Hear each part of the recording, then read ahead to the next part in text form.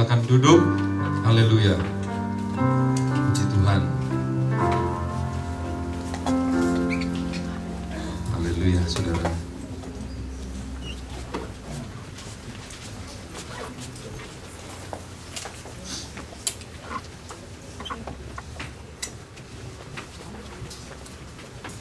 Haleluya, puji Tuhan. Saudara yang dikasihi Tuhan, sudah ada 1, 2, 3, 4 seri saudara yang saya bawakan mengenai pertumbuhan kedewasaan rohani saudara. Saya berharap ada yang nyangkut saudara. Saya berharap ada yang bisa merespon. Sangatlah sia-sia kalau firman Tuhan ditabur kemudian diambil oleh iblis ya. Sangatlah sia-sia saudara. Saya berharap serinya masih 7. Ini sudah yang ke-5 saudara. 1, 2, 3, 4. Keempat ya. Kelima. Bertumbuh dalam anugerah seri yang pertama. Lalu kemudian indikasi seorang bayi rohani. Dan kemudian guides for growth ya. Dan keempat saudara. Yang keempat adalah hari ini marks of maturity. Tanda-tanda kedewasaan. Tanda-tanda kedewasaan. Apa itu tanda-tanda kedewasaan? Sebagai manusia yang dewasa ada tanda-tandanya secara jasmani dan secara rohani kita akan melihat saudara apakah itu tanda-tanda kedewasaan. Ada satu image yang baik, image-nya adalah seorang pengantin wanita saudara. Ada satu gambaran kita sebagai pengantinnya Kristus.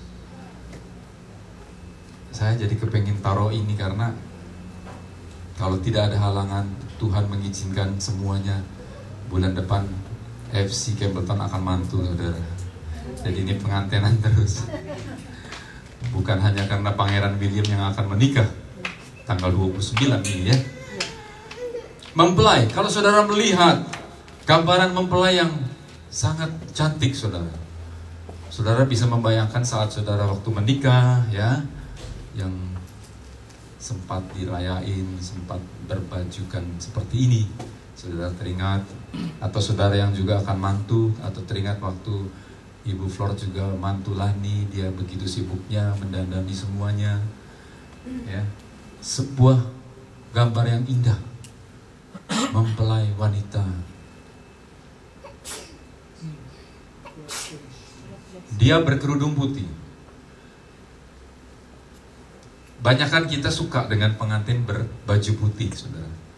Padahal pengantin secara internasional macam-macam warnanya. Kemarin saya ada customer India mau menikah dengan seorang Chinese dan saya tanya, kamu pakai gaun apa? Ini karena lagi pengantin jadi saya tertarik nanya, pakai gaun apa? Oh saya pakai sari, warna apa? Warna merah. Dan pengantin Cina berwarna juga merah. Dan di kampung saya dulu tinggal di belakang. Saya ingat ada satu pengantin orang Indonesia yang di belakang itu sehari bisa ganti 4 warna saudara. Mulai dari hijau, pink, ungu, dan kemudian hitam. Ada warna-warni. Tapi kita lebih suka warna putih. Kenapa baju pengantin berwarna putih? Kalau saudara melihat asal usulnya, kenapa berwarna putih?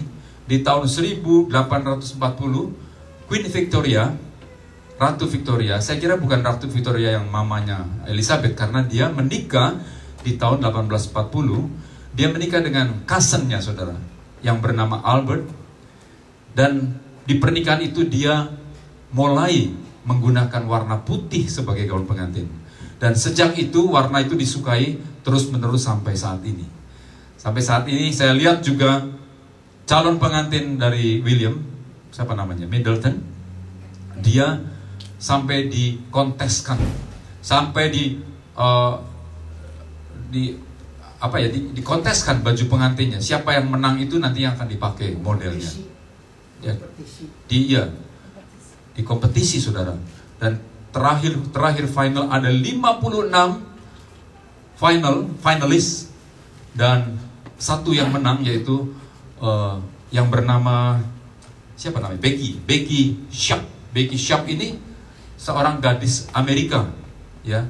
Dia tinggal di Montana, Amerika. Dia memang menyukai desain sejak umur 11 tahun. Dan dia mengikuti terus cerita dating Pangeran William dengan gadis-gadis. Dan pada akhirnya dia bisa memenangkan baju pengantinnya Pangeran William.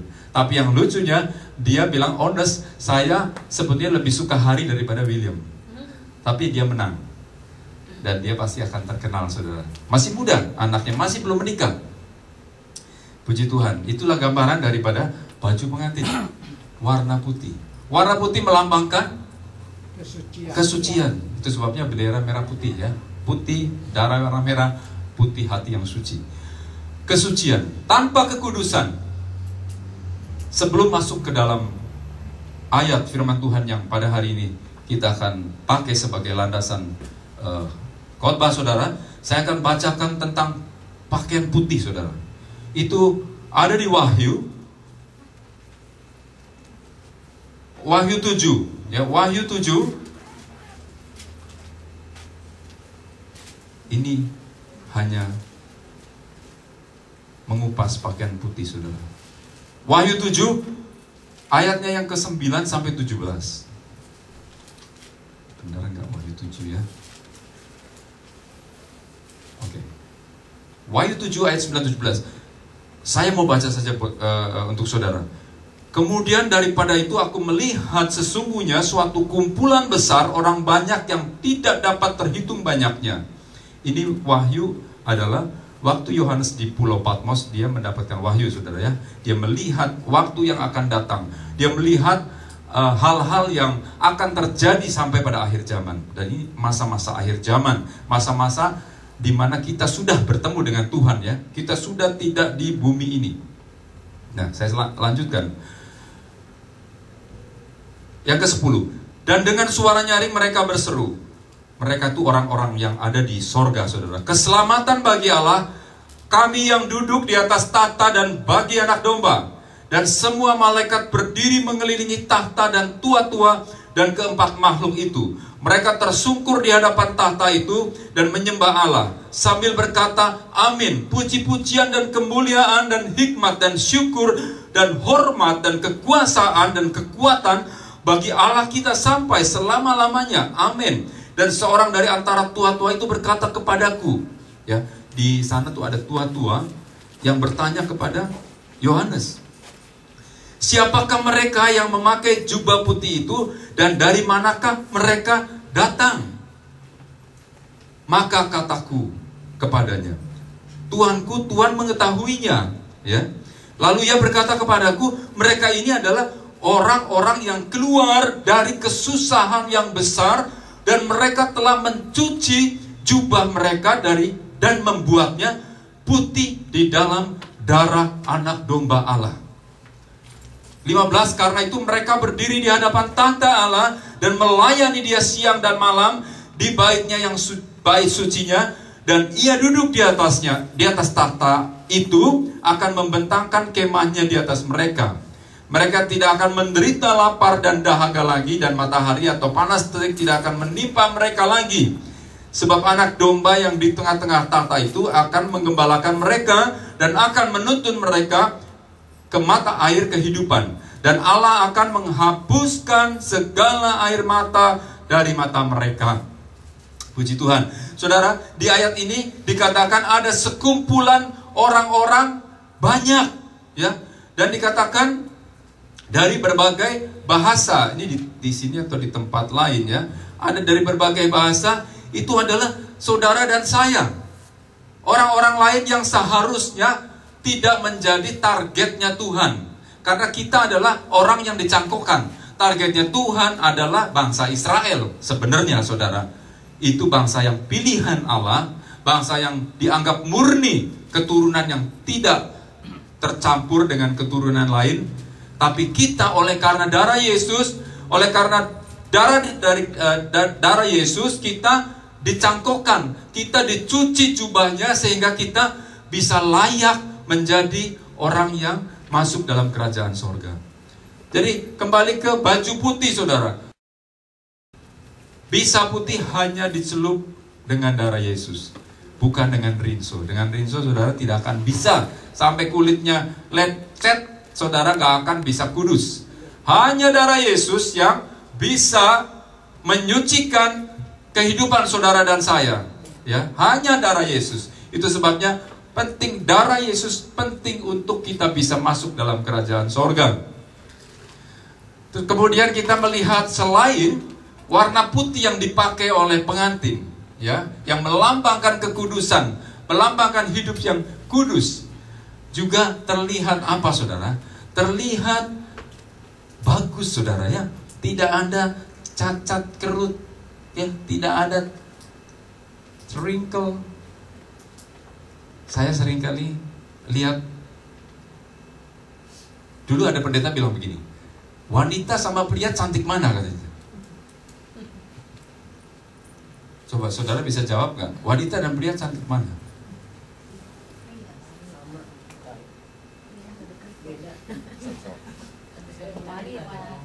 Cantik siapa? Katanya salah. Pendeta bilang cantikan pria. Coba pria tanpa make up dia oke.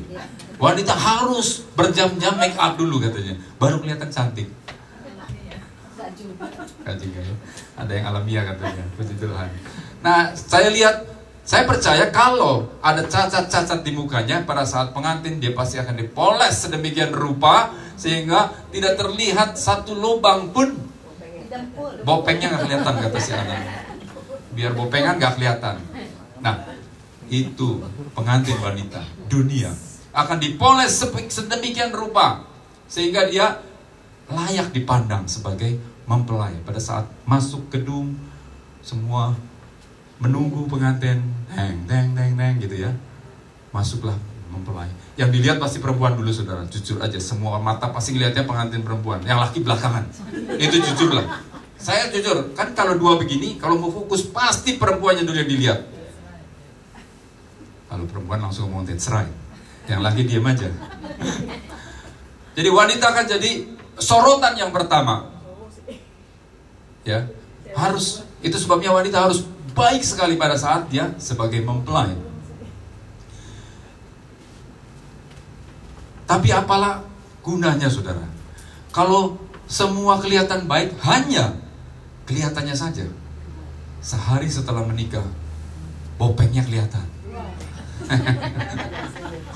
Bopengnya kelihatan, mending kalau bopeng cuma muka, saudara. Ini sampai dalamnya bopengan semua. Budukan semua. Apa artinya, saudara?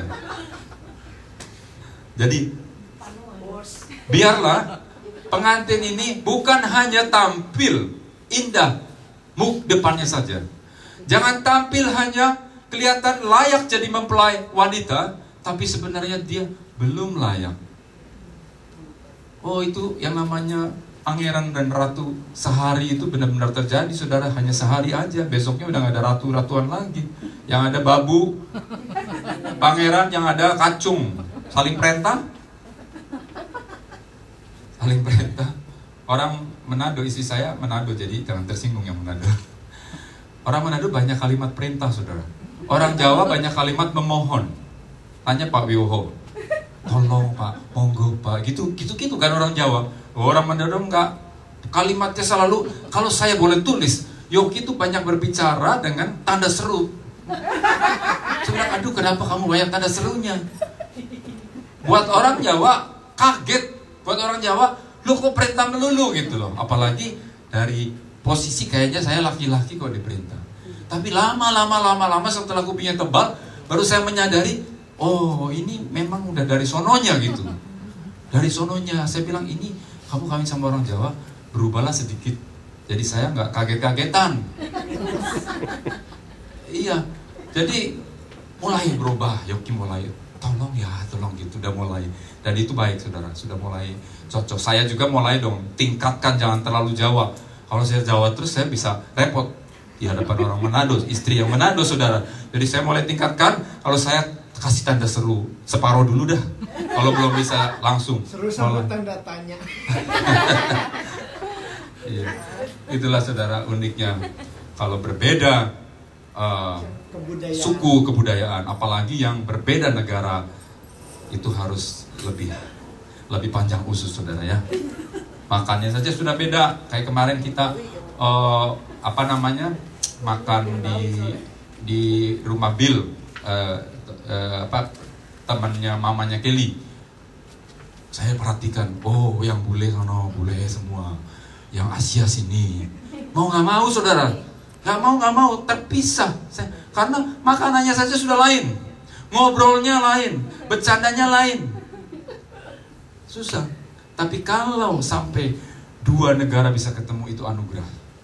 Dan itu benar-benar ada harga yang harus dibayar berapa kali lipat saudara ya.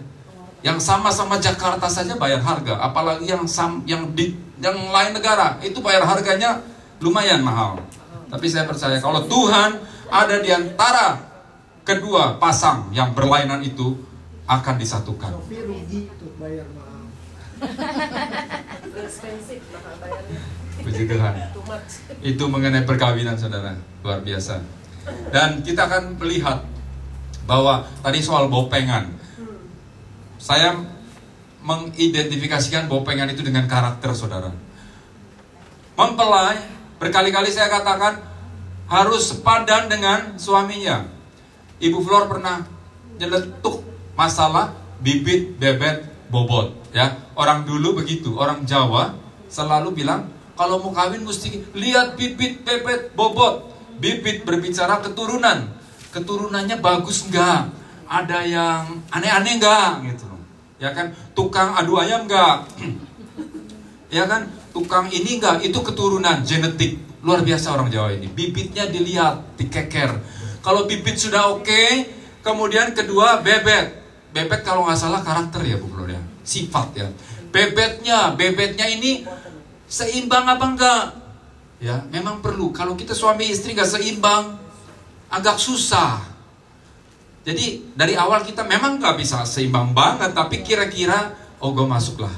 Keluarga saya sama keluarga dia, oke lah, bisa lah. Nggak terlalu jauh gitu ya. Itu bebet, karakter. Dan yang ketiga orang Jawa bilang bobot, ya. Bobot itu bicara harta kekayaan. Jangan terlalu jomplang, jangan yang satu miliuner, konglomerat, yang satu melarat katanya gitu. Konglomerat. Jadi susah katanya. Nanti akan banyak pertentangan. Itu orang Jawa yang belum bertobat. Tapi orang Jawa yang bertobat, saya bilang sama Yogi, saya akan ambil tetap bibit, bebet, bobot buat anak saya, tapi dalam bentuk rohani. Bibit satu yaitu keturunan daripada Tuhan. Dia anak Tuhan bukan? Itu yang akan jadi calon menantu saya. Anak Tuhan bukan, itu bibit. Bebet, karakternya sudah karakter Kristus belum? Bebet. Kalau belum karakter Kristus, aduh, nanti anak saya bayar harga terlalu mahal. Aduh, ini sih pengen saya, saudara ya. Terus bobot rohani. Rohaninya juga samalah, jangan terlalu jauh gitu. Itu yang belum terlanjur kan, anak saya kan masih belum terlanjur. Wish, hope, saya pengen Tuhan, saya sudah menimbang-nimbang anak, saya sudah mengasihi anak saya sudah menyekolahkan, jangan sampai jatuh ke tangan yang tidak saya harapkan. Ya, sebagai orang tua, apalagi papa, pasti saya ya pengen melepas anak dengan hati yang lega, ya, dengan hati yang wah, ternyata pasangan kamu lebih baik dari papa. Nah, itu yang saya harapkan. Itu saudara. Tapi kalau tidak, tanda tanya terus saudara, apa anakku bahagia tidak? Anakku susah enggak? Anakku akan jadi pikiran orang tua.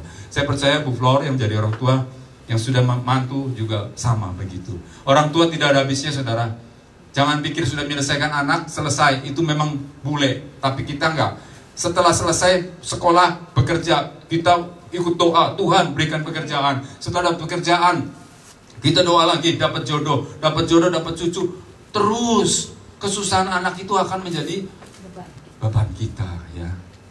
Tapi secara positif ya, jangan beban negatif, beban untuk didoakan saudara.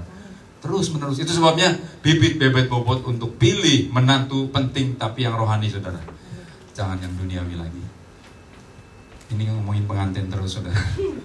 Puji Tuhan. Sekarang kita masuk kepada tema kita pada minggu ini, tanda-tanda kedewasaan. Ya, mau lihat dewasa tidak, cocok tidak jadi mempelai, jadi pasangan Yesus cocok enggak?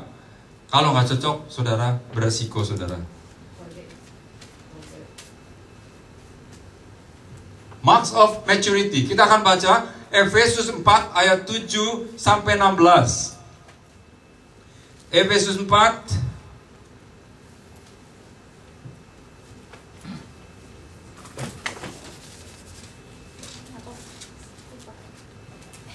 sesudah Galatia. Efesus 4 ayat 7 sampai 16. Saudara, kalau tidak keberatan kita bangkit berdiri, kita hormati firman Tuhan. Saya membaca yang ganjil, saudara baca yang genap. Efesus 4 ayat 7 sampai 16.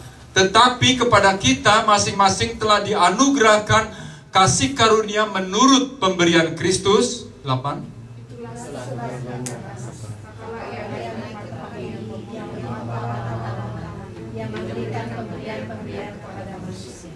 Bukankah ia telah naik, berarti bahwa ia juga telah turun ke bagian bumi yang paling bawah.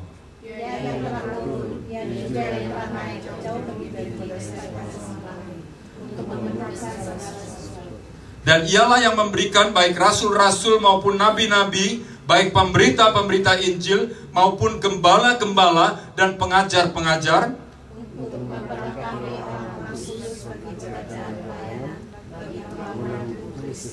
sampai kita semua telah mencapai kesatuan iman dan pengetahuan yang benar tentang anak Allah, kedewasaan penuh dan tingkat pertumbuhan yang sesuai dengan kepenuhan Kristus.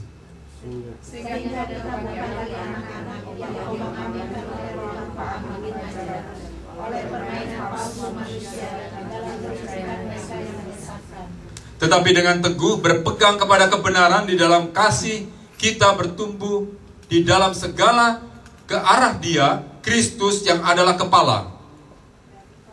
Daripadanya yang rapi tersusun dan diikat menjadi satu oleh perayaan semua bagiannya, sesuai dengan kadar pekerjaan tiap-tiap anggota, menerima pertumbuhannya dan membangun dirinya dalam kasih. Sama-sama yuk, 17. Sebab itu kukatakan, sama-sama saudara. Sebab itu kukatakan dan kutegaskan ini kepadamu, di dalam Tuhan jangan hidup lagi sama seperti orang-orang yang tidak mengenal Allah dengan pikirannya yang sia-sia. Amin, puji Tuhan. Saudara dipersilakan duduk.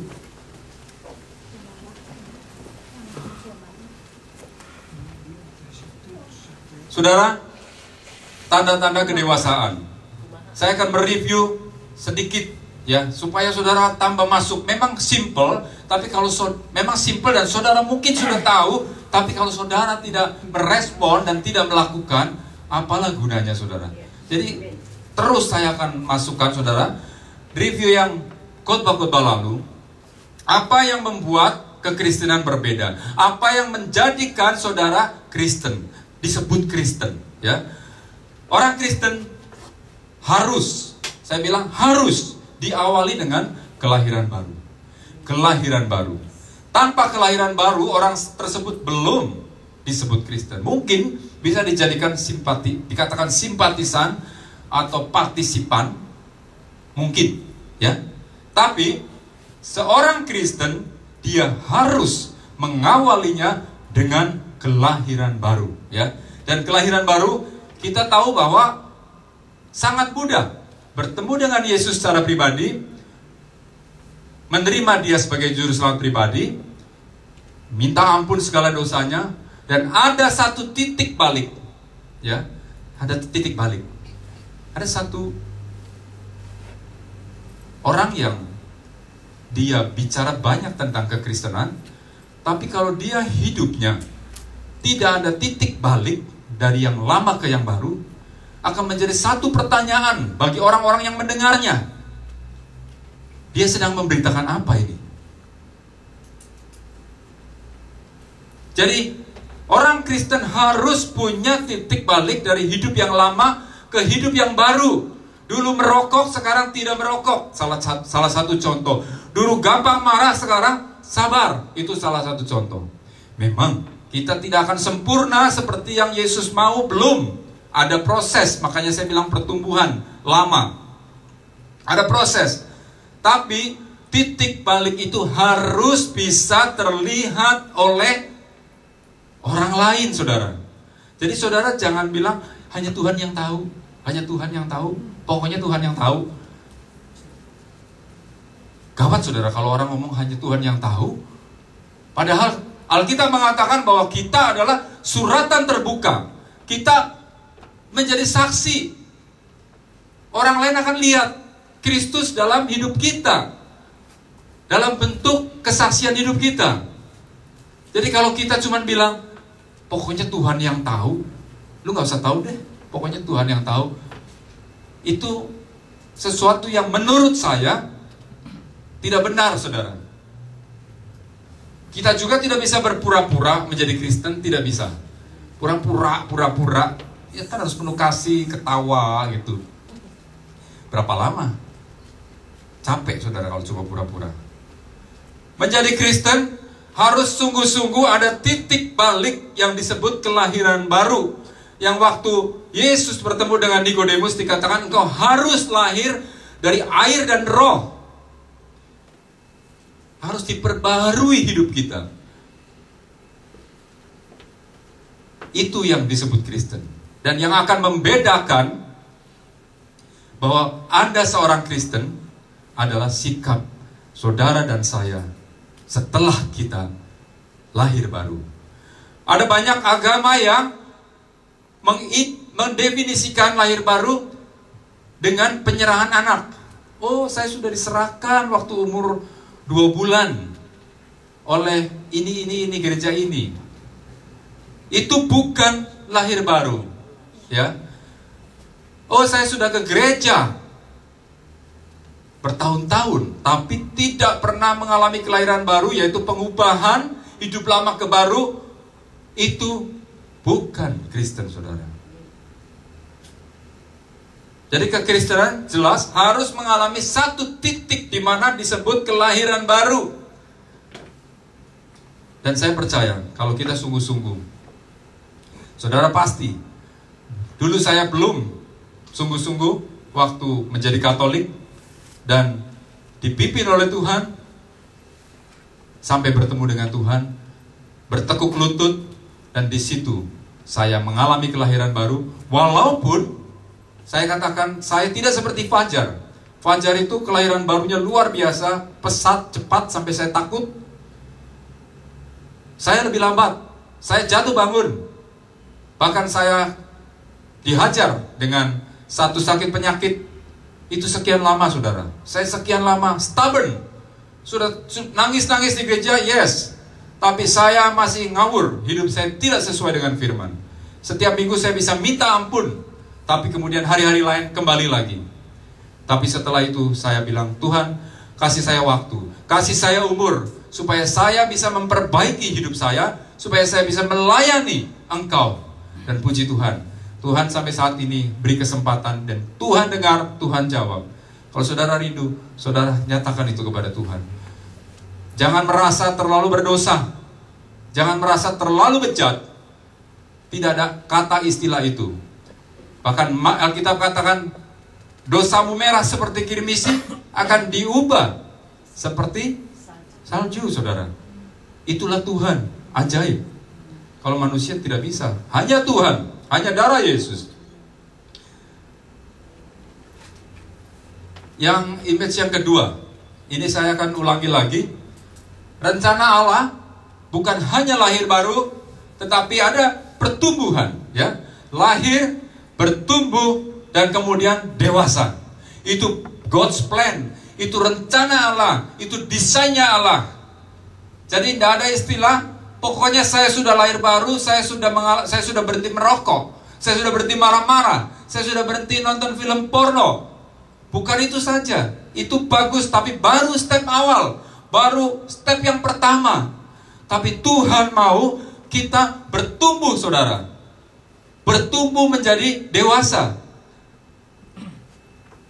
Karena kalau kita hanya anak-anak, saudara, kalau hanya kita semu, dewasanya pun semula, padahal masih anak-anak, akan bahaya sekali. Salah satu yang saya katakan tadi, pada akhirnya saudara akan kecewa. Saudara sudah melayani, sudah memberi persembahan, tetapi saudara tidak sepadan dengan mempelai Kristus. Saudara tidak masuk dalam ukuran standarnya Allah. Saudara cuma akan, loh kan saya sudah melayani, Saya sudah sumbang gereja. Saya sudah ikut ini, ikut itu. Tetapi Tuhan bilang, enyahlah engkau dari hadapanku. Karena kita tidak melakukan pertumbuhan. Kita tidak melakukan firman Tuhan yang kita pakai untuk pertumbuhan. Jangan sampai hal itu terjadi, saudara. Ini saya ingatkan, saudara. Saya perlu ingatkan karena jangan sampai saudara nanti menyesal. Mendingan bawel, katanya saudara, daripada diam untuk yang baik.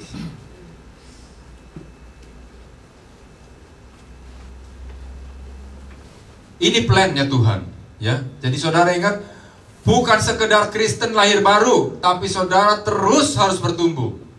Bertumbuh melalui banyak hal. Saudara membaca firman itu pertumbuhan. Saudara bersaksi itu pertumbuhan. Saudara mengalami masalah yang kemudian saudara exercise firman Tuhan dalam jalan keluar masalah saudara, itu pertumbuhan. Terus bertumbuh sampai saudara dewasa dan sampai saudara sepadan dengan Kristus. Itu nanti Tuhan yang bikin sempurna. Kita nggak akan sempurna, saudara, sampai Tuhan datang. Kita detik terakhir itu kita akan disempurnakan. Istilahnya jangan sampai, kalau dulu kita SD, SMP, kalau banyak merah ulangan, ada istilah katrol. Guru disogok, dikirimin kue supaya kita dikatrol gitu loh. Supaya kita lulus walaupun angkanya 4. Saya teringat dulu mami saya bungkusin kado buat guru matematik. Dibungkus itu kain baju. Sogok, saudara. Untuk bisa dikatrol anaknya dari merah jadi biru. Bagi Tuhan tidak bisa lagi katrol. Karena dia sudah cukup memberikan darah Yesus yang begitu mahal di kayu salib. Dan kalau saudara tidak menggunakan kesempatan pengampunan darah Yesus, jangan harap saudara minta dikatrol. Pada waktunya terlambat. Hanya orang yang sudah mempersiapkan, hanya orang yang dewasa, yang cocok jadi mempelainya, dia yang akan mengalami kesempurnaan. Jadi jangan harap nanti aja, masih jauh. Katanya siapa kemarin? Pak Heri, Belanda masih jauh.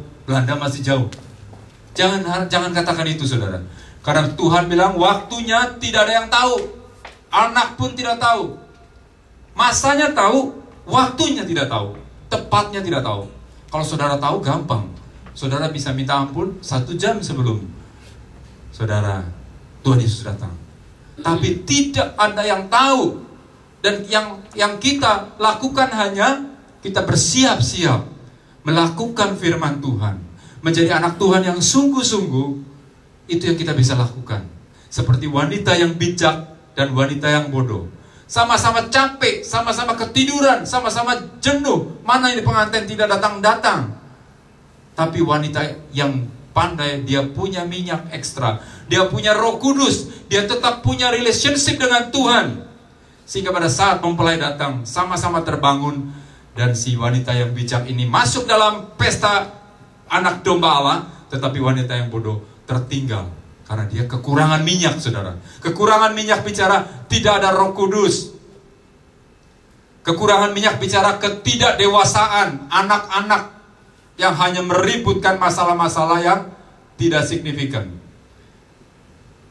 Itu sebabnya, mari saudara, saya mengajak saudara untuk kita dewasa rohani. Jangan cuma jadi anak-anak terus. Yang berikutnya ada, kita ingatkan, indikasi bayi rohani, ya. Oke, kalau kita mau masuk ke dewasa, bayi rohani harus ditinggalkan. Kita ingat ada 3 indikasi bayi rohani. Yang pertama adalah concern with self rather than service. Lebih mengarah akunya. Mengerti aku dimengerti dong. Ya. Aku maunya begini. Aku rather than melayani, service ke orang lain. Anak-anak kan begitu, akunya tuh tinggi. Aku dulu. Tapi orang dewasa, dia akan perhatikan orang lain. Orang lain harus lebih dulu. Itu yang pertama, indikasi bayi. Dan kita tinggalkan. Yuk kita tinggalkan itu. Jangan aku terus. Aku dapat apa di gereja ini? Aku dapat apa kalau aku pergi ke sana, ke sini? Tapi kita ke gereja, kita akan service. Kita akan layani Tuhan. Kita akan melayani sesama jemaat di tempat ini. Itu Kristen yang dewasa. Yang kedua adalah concern with argument rather than action. Dikit-dikit maunya ribut. Anak kecil ribut, maunya ribut. Itu sifat anak-anak saudara. Saya berbangga dalam Tuhan. Di rumah tangga kami tidak mau menggunakan ini saudara. Saya sudah tinggalkan. Saya tanya sama Sharon, kamu pernah nggak dengar papa sama mama berantem? Maybe. Saya kaget, maybe. Loh kok maybe? Kapan? Kapan? Katanya mungkin dengar. Maybe when I sleep, you fighting katanya. Oh ya, tapi saya enggak. Itu papi mami saya begitu. Kalau papi mami saya nggak pernah dia ribut.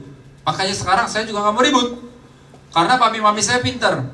Setelah semuanya tidur, dicek, mulailah perang dunia.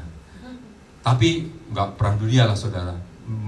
Ya biasalah mungkin ya. Tapi saya tidak pernah melihat orang tua saya berantem. Itu sebabnya image saya berkeluarga yang nggak kayak gitu. Ini penting saudara. Ini penting. Image yang saya terima pada saat saya kecil adalah orang tua saya tidak pernah ribut. Saya sekarang tiru. Suasana rumah tangga saya nggak mau ribut. Dan rupanya Yogi juga sama. Saya bangga di dalam Tuhan. Puji Tuhan saudara. Jadi saya marah ya marah, pasti marah. Tapi saya pengendalian diri. Bukankah buah roh salah satunya adalah pengendalian diri? Kenapa tidak di-exercise itu? Gak tahan, teriak sama Tuhan. Tuhan, beri saya kekuatan. Tolong Tuhan. Ini mulut udah mau keluar sembarangan. Tuhan tolong. Minta. Saya diam saudara. Saya diam. Saudara kalau bisa memanage para saudara, gampang. Apalagi Roh Kudus membackup saudara, gampang. Nanti dia akan berikan penghiburan sendiri. Secara jujur, hari Senin saya sempat marah sama Yogi. Tapi kalau saya nyatakan kemarahan itu, saya tahu bahwa kemarahan itu tidak objektif. Bahwa kemarahan itu tidak bisa diadreskan ke Yogi. Dan dia akan hurt. Karena ini nggak fair. Tapi ini mulut sudah nggak tahan. Selama perjalanan, saya hanya berdoa, Tuhan tolong. Yogi juga lihat aneh mungkin. Ini diem terus, ada apa? Tapi dia diem. Sama-sama diem. Nanti ngomongnya ke anak terus. Saya ngomong ke anak, Yogi ngomong ke anak. Yogi tahu bahwa saya lagi diem, gak mau ajak ngomong. Dia diem aja. Tapi Tuhan beri luar biasa. Saya tahu bahwa Tuhan pasti akan tolong saya. Saya minta tolongnya bukan Yogi yang harus dibereskan. Saya salah. Saya tidak fair kalau saya addresskan kesalahan ke dia. Dan luar biasa saudara, luar biasa. Setelah saya sampai ke satu tujuan itu, di situ semua sudah dihapus kemarahan saya. Saya turun, bahkan saya menyesal. Kenapa saya tadi berpikir bodoh? Berpikir negatif akan Yogi. Kalau saudara mau memanage, indah saudara. Luar biasa. Ketimbang saudara dengan mudah melancarkan serangan-serangan melalui mulut saudara. Saudara tahu nggak? Kalau bicara dalam keadaan emosi, yang keluar itu pedas, sakit, dan berakhir bukan dengan berakhir baik. Akhirnya lebih parah. Siapa bilang istri sepertinya sudah selesai? Istri, saya ngomong istri karena istri lebih banyak menggunakan perasaan, saudara ya. Kalau dia hurt, nggak bisa selesai dalam waktu cepat. Dia masih lama, saudara. Dia masih menunggu. Dia baik. Istri itu baik. Kalau dari suami baik. Tapi dia masih lihat kepercayaan itu bisa pulih nanti dulu. itu istri, karena istri pakai perasaan. Dan perasaan sulit sekali untuk dihilangkan. Kalau laki-laki rasio, cepat sekali. Begitu pikirannya positif, udah hilang. Kalau perempuan masih dipendam.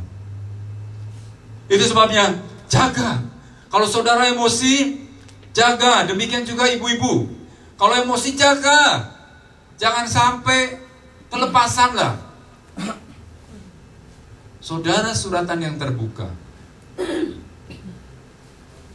Ada anak yang melihat saudara.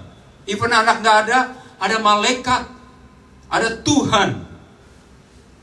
Mari saudara, responi. Jadikan kita tambah dewasa. Kalau dulu kita marah-marah, gampang sekali mengatakan hal-hal, apalagi kebun binatang keluar. Sudah jangan saudara, tahan. Saya sering kali ingat om kos saya di Semarang. Orang mengalah belum tentu kalah. Justru katanya mengalah adalah orang yang menang. Dan benar, Alkitab juga bicara seperti itu.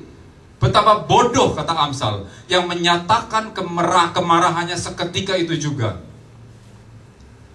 Bodoh, karena yang nerocos ngomong yang gak baik. Dan orang yang melihat langsung tahu, oh kamu value-nya cuma segitu. Waktu Anda marah, itu jujur. Makanya katanya ada yang marah, sulit pakai bahasa Inggris, segala macam. Karena itu polos, keluar. Apa yang di dalam, keluar. Itu langsung orang tahu saudara. Oh, segitu kamu ya, levelnya. Jadi percuma saudara menutup-nutupi. Pada saat saudara marah, terlihat siapa saudara. Makanya Amsal katakan diam itu adalah emas. Nah kalau marah diam, saudara jadi emas. Jadi emas, indah. Jadi emas berarti indah. Bukan masalah marah, diam kemudian kita jadi kalah dan bego. Tidak saudara, indah. Itu tadi sifat bayi yang kedua. Dan yang ketiga, seringkali melihat manusia, ya. Kalau kita anak-anak kan yang dilihat cuma papa, mama. Kalau ada babysitter, orangnya dilihat. Kalau orangnya dipanggil, nggak ada, teriak kecewa. Orang terus yang dilihat. Kita sekarang sudah beralih ke melihat Tuhannya. Kalau ada orang yang melukai kita, ingat saudara, jangan lihat manusianya, ya, lihat Tuhannya. Tuhan sedang apa Tuhan? Hal ini terjadi. Sepertinya nggak fair ini terjadi. Suami saya, istri saya, tapi saudara melihat Tuhan ya. Tuhan, apa yang Kau sedang lakukan buat saya? Maka saudara tidak akan stres. Pasti ada maksud Tuhan. Pasti ada maksud Tuhan. Lihat Tuhan, jangan lihat manusianya. Kalau bayi, manusianya menyakiti, balik saya sakiti lagi. Marah, saya marahin lagi. Tapi kita lihat Tuhan. Tuhan, saya sedang diproses apa Tuhan? Atas suami saya, atas istri saya. Nanti Tuhan kasih tahu, oh kamu lagi mau diajar sabar. Kamu mau diajar lebih dekat dengan aku. Lihat Tuhan. Itu dewasa saudara. Nah sekarang masuk kepada bagaimana mengenali kedewasaan, ya. Potretnya, potret kita. Jadi kalau kita yang mengaku bahwa kita atau saya sudah dewasa, kita lihat potretnya saudara. Apakah masuk enggak dalam tanda-tanda kedewasaan yang didefinisikan ini saudara? Yang pertama, Kristen yang dewasa adalah Kristen yang mempunyai misi, ya. Ada misi dalam kehidupan kekristenan saudara dan saya. Jadi saudara bukan datang ke gereja pokoknya asal ke gereja. Tapi setiap kita itu ada satu misi. Itu sebabnya gereja ini juga punya misi. Ada satu tugas, ada satu tanggung jawab. Balik ke Ibu Flor, yang kalau ke gereja dia kan pindah-pindah gerejanya karena negaranya pindah-pindah. Ke Indonesia gerejanya pindah. Setiap ke gereja katanya dia lihat, Tuhan, apa yang saya harus lakukan untuk gereja ini? Kristen yang dewasa akan bertindak seperti itu. Bukan di gereja ini menyenangkan saya atau tidak. Orangnya ramah-ramah sama saya atau tidak. Orangnya mengasihi saya atau tidak. Itu masih anak kecil. Masih aku. Tapi yang dewasa, Tuhan, di gereja ini saya disuruh apa Tuhan? Ada misi apakah saya dibawa ke gereja ini? Ini urusannya dengan Tuhan. Kristen dewasa punya misi. Dan saya percaya kalau saudara mempunyai misi sebagai orang Kristen, maka saudara tidak akan mudah dikecewakan oleh gereja. Saudara tidak akan mudah kalau dikata-katain orang di gereja. Apa urusannya? Urusannya saya dengan Tuhan. Saya datang ke tempat ini untuk sebuah misi. Misinya saudara tanya kepada Tuhan. Ada misi, ada visi. Visi adalah sebuah tujuan. Tujuan sudah diberikan oleh Tuhan. Jadikanlah seluruh bangsa muridku. Baptiskanlah mereka dalam nama Bapa dan Putra dan Roh Kudus. Itu tujuan kita. Tapi untuk mencapai tujuan itu, kita diberikan misi. Apa yang kita harus lakukan untuk menuju kepada visi itu? Katakan gampangnya misi itu fasilitas. Apa yang harus saya lakukan? Saya percaya saudara, kalau saudara sungguh-sungguh menyadari bahwa saudara ada di gereja ini karena satu misi yang Tuhan taruh dalam hidup saudara, maka saudara menjadi orang-orang yang tegar, orang-orang yang tidak gampang diombang-ambingkan oleh informasi. Di gereja-gereja lain di sono gitu ya saudara ya, masalah baju pun bisa jadi masalah. Aduh, gereja sana bajunya saingan atau apa. Di ini ngomongnya begini, terus kita mundur. Oh, ngomongnya begitu, pendetanya kayak gini. Itu akan jadi masalah dan saudara akan berpindah gereja, saudara tidak pernah akan menemukan gereja yang benar. Karena tidak ada gereja yang sempurna. Tapi kalau saudara datang dengan sebuah misi, saudara tidak akan begitu.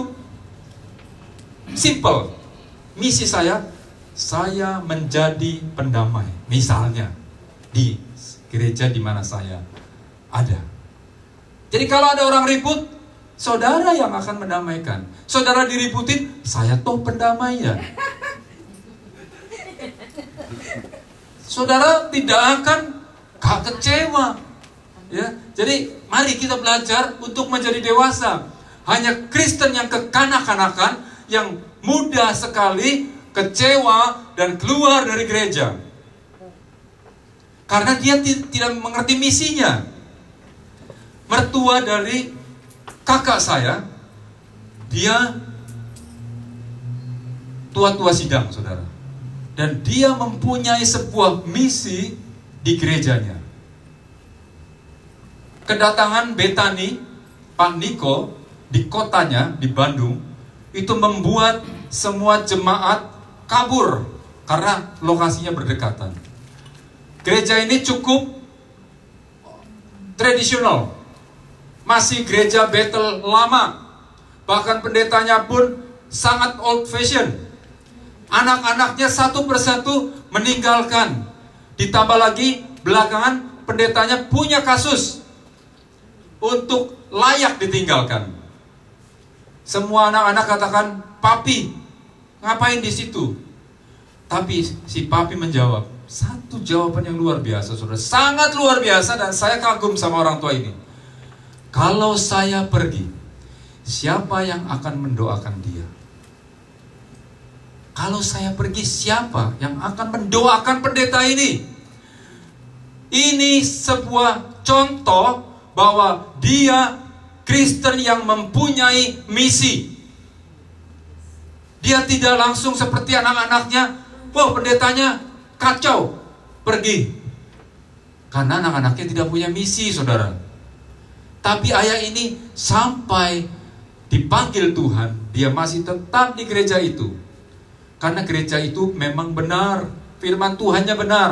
Kecuali kalau firman Tuhannya salah, saudara, ya saudara segera cabut. Kalau firman Tuhannya tidak sesuai firman, tidak cocok dengan kebenaran, saudara boleh melangkah. Tapi kalau saudara tahu bahwa saudara ini semua benar, hanya masalah-masalah manusiawi, dan saudara punya misi di gereja itu, saudara teguh, akan teguh. Orang boleh berpindah, orang boleh kabur, saudara tetap, saya punya misi untuk gereja ini. Itu Kristen yang dewasa, saudara. Dan saya berharap bahwa saudara dan saya sama dengan papa dari mertua kakak saya ini. Kalau saya tidak mempunyai sebuah misi, sama juga ceritanya, saudara. Dari tahun keberapa mungkin saya sudah tidak di tempat ini, tapi saya diperkuat terus oleh Tuhan. Karena saya tahu bahwa saya bisa berada di kota Campbelltown karena sebuah misi. Kenapa saya bisa dibawa ke sini saya tidak tahu. Bertahun-tahun saya tidak mengerti. Saya pikir saya ini kok kenapa langsung di Campbelltown? Orang biasanya kalau pindah dari Indonesia maunya di Sydney, keren. Rumahnya di mana? Di Sydney. Campbelltown, ponakan saya yang 5 tahun di Australia, cek tinggal di mana Campbelltown, di mana ya? 5 tahun di Australia nggak tahu yang namanya Campbelltown. Pada akhirnya saya baru tahu ada sebuah misi yang Tuhan sudah taruh. Pada saat gereja Philadelphia Church dimulai di tempat ini, saya mulai terbuka. Tuhan, ini yang Tuhan siapkan supaya saya bisa involve, saya bisa ikut melayani di dalam gereja ini. Sehingga secara jujur, badai tetap ada, tantangan banyak, pencobaan besar. Tapi saya mengingat bahwa oleh sebuah misi saya harus strong, oleh sebuah misi saya harus kuat. Dan saya percaya yang memberi misi adalah Tuhan. Dia akan membackup saya. Dan saya percaya juga hal yang sama terjadi pada saudara. Saudara di tempat ini bukan kebetulan. Saudara di tempat ini bukan karena kemauan atau selera saudara. Karena orangnya enak karena ada Ibu Flor yang bisa jadi ayoman kita gitu. Itu semua bisa dipakai oleh Tuhan, tapi bukan jadi alasan kita bergereja di sini, saudara. Itu sebabnya, saudara, kita punya misi. Setiap kita di sini punya misi. Dan dikatakan tadi bahwa di ayat yang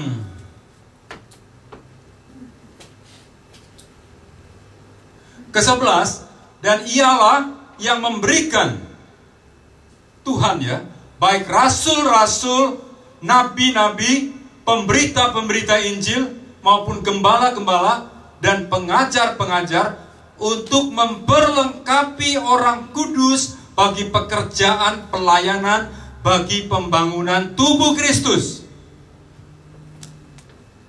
1 Korintus 2 ayat 12 kalau nggak salah, kita nggak usah baca, katakan bahwa Kristus adalah kepala dan kita tubuhnya. Dan tubuh Kristus sedang dibangun, saudara. Tubuh Kristus adalah saudara dan saya, dan juga jemaat lain yang belum datang kepada Tuhan. Alkitab yang kita baca tadi mengatakan bahwa kita diperlengkapi, ya, kita di-equip untuk pelayanan bagi pembangunan tubuh Kristus. Kita diberikan talenta-talenta, saudara. Kita ingat cerita tentang pekerja anggur yang ada diberikan 5 talenta, 3 talenta, dan 1 talenta. Dan kemudian yang 5 setelah bosnya datang mengembalikan dengan 100% profitnya menjadi 10. Yang 3 sama menjadi 6, 100%. Tetapi yang 1 diumpetin. Pikir cuma 1 kali ya, jadi ya cuma 1, nanti kalau sampai ada masalah takut. Dan pada saat bosnya datang, dia malah mengatakan, saya tahu Tuhan adalah Tuhan yang jahat. Itu sebabnya saya simpan talenta itu. Berbicara talenta, saya percaya tidak ada orang yang tidak diberikan talenta. Minimal saudara memiliki 1 talenta. Minimal saya bilang. Jadi jangan pernah saudara berpikir bahwa saya tidak ada talenta apa-apa. Bagaimana saya mau melayani? Ada kalanya orang bingung. Ditanya, Pak, Bu, pelayanan apa di sana? Oh, saya gak melayani. Kenapa? Karena blank. Talentanya apa ya? Mau nyanyi vals, musik gak ngerti, mau jawab susah. Tapi saya percaya tidak ada orang tidak diberikan talenta. Even 1 telinga saudara untuk mendengar orang, itu talenta yang luar biasa saudara. Lebih sulit daripada saudara berdiri seperti saya di atas mimbar. Saudara 1 jam mendengar orang yang berkeluh kesah, itu tidak mudah.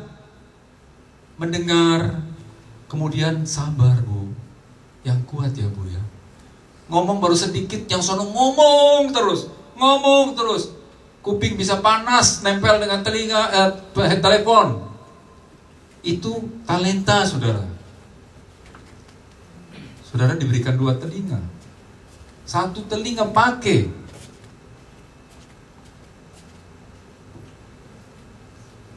Yang diberikan musik, oke, musik jelas kelihatannya ya. Nyanyi jelas kelihatannya. Bersih-bersih, talenta. Orang yang rumahnya senang rapi, itu talenta. Bisa dipakai untuk di gereja. Jaya punya talenta yang unik. Mengingatkan, AC udah dimatiin belum? Listrik, kunci, kompor. Itu talenta. Dan semua orang bisa seperti Jaya. Percaya saya.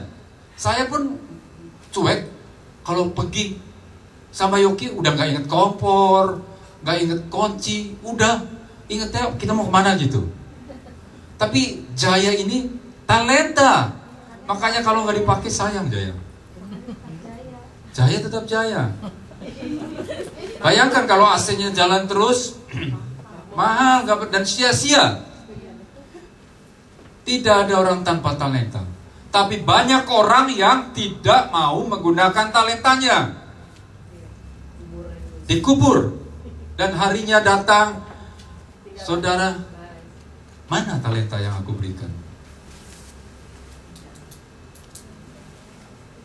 Pakai talenta saudara. Dan talenta kalau dipakai itu akan bertambah-tambah. Itu Fajar gak bisa nyanyi sebenarnya saudara. Ada 1 puji-pujian kepada Tuhan dalam rohnya. Pada waktu di perjalanan bolak-balik ke kantor, yang dia lakukan hanya memuji-muji Tuhan. Dan Tuhan nyatakan, kalau jujur aja, kalau lagi latihan Fajar gak bagus nyanyinya, gak bagus. Tapi di saatnya, di situ Tuhan nyatakan kuasanya. Dia menjadi seorang worship leader. Kalau latihan sih, ini orang sebenarnya nyanyinya kurang. Jujur, secara teknik dia mengakui. Tapi dia dipakai Tuhan, ditambahkan oleh Tuhan. Akhirnya dia bisa. Tuhan itu luar biasa saudara. Dia lebih dari bos dunia. Bos dunia sama Kalau lihat orang mulai maju, mungkin Sophie dulu pertama nggak menjabat seperti sekarang di Coles. Sekarang dia posisinya bagus. Bos dunia tahu, mengangkat, ini perlu dipromosikan. Apalagi bos di atas segala bos. Dia tahu, dia akan mempromosikan saudara dan saya. Pakai talenta saudara, jangan simpan. Dan talenta saudara bukan hanya ada di mimbar, ya. Kadangkala orang terfokus bahwa yang kelihatan di mimbar, dilihat talentanya kelihatan. Padahal saudara, kalau saudara kita mau jujur, yang tersembunyi itu yang lebih besar nilainya. Kalau di sini jujur saja saudara, kadangkala iblis ini terlalu jahat. Orang bisa mencuri kemuliaan Tuhan melalui mimbar kalau kita tidak doa, kalau kita tidak hati-hati. Itu sebabnya saya berharap memang setiap yang kita melayani di mimbar itu harus doa. Harus doa, baik di rumah. Kalau kesempatan doa Rabu, doalah di sini. Karena iblis mengincar. Lucifer jatuh karena dia seorang pemimpin yang besar, pemimpin pujian surgawi. Dia jatuh, dan dia akan berusaha menjatuhkan kita yang ada di mimbar, saudara. Sebabnya kalau doa kan terselip, simpan di belakang salibmu. Kadang-kadang saya mau ketawa sendiri. Berarti saya di sini nih diselipin gitu ya. Tapi maksudnya, Tuhan, Engkau yang berbicara, bukan manusia.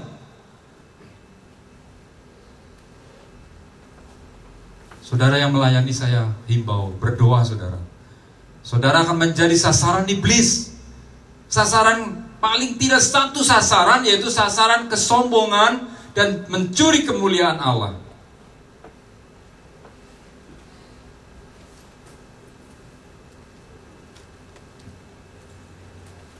Talenta yang diberikan kepada gembala. Saya waktu dipanggil Pak Re, Pak Rusdi, siapkah Anda menjadi gembala? Saya menjawabnya bingung. Saya cuma bilang, Pak, saya terserah Tuhan. Jikalau Tuhan yang menghendaki, karena Bapak adalah atasan saya, maka saya akan lakukan. Dia mulai ceritakan dari A sampai Z dunia penggembalaan, susahnya penggembalaan, karena dia anak seorang gembala. Pak Rusdi jadi gembala gak gampang. Iya Pak, saya tahu, tapi belum ngerasain gitu. Kalau kurang senyum dikira sombong. Terlalu banyak senyum dikira ngetawain orang. Anak pakai baju ini, wah jangan-jangan gak bener nih keuangan gereja, dia manipulasi. Ganti mobil apalagi, kegemukan kebanyakan makan, kekurusan banyak puasa katanya, mendingan. Jadi gembala serba salah. Sudah dari awal saya dinyatakan, Pak ini Pak adanya kayak gini. Jangan lihat enaknya. Saya juga nggak tahu enaknya di mana. Tapi nggak enaknya ini Pak, dari A sampai Z. Sampai banyak anak gembala yang kemudian lari dari gereja karena dia melihat kesusahan gembala-gembala mengalami hal-hal yang mengecewakan di dalam penggembalaannya. Kembali saya katakan, Pak, terserah Tuhan. Sampai detik ini, saya kalau berdoa, Tuhan, jikalau Tuhan kehendaki saya jadi gembala, topang saya Tuhan. Banyak kali saya tidak kuat, banyak kali saya mau menyerah, banyak kali saya, Tuhan, kalau boleh dikoreksi Tuhan. kerinduan saya ingin melayani lebih lagi, lebih dalam lagi. Dan Tuhan membawa sampai ke pelayanan saya saat ini. Tapi bebannya gak sedikit, saudara. Melihat jemaat susah, dulu enteng. Sekarang saya ikut susah. Kemarin Yogi sempat mengutarakan masalah salah satu jemaat. Terus saya mulai bengong, kenapa hal ini terjadi? Kenapa ya? Yogi ingatkan lagi, jangan jadi beban pribadi kamu. Kita serahin ke Tuhan. Jadi cepat dilewatkan ke Tuhan. Saya tidak kepikir sebelumnya, saudara, bahwa setiap kesusahan jemaat menjadi kesusahan saya.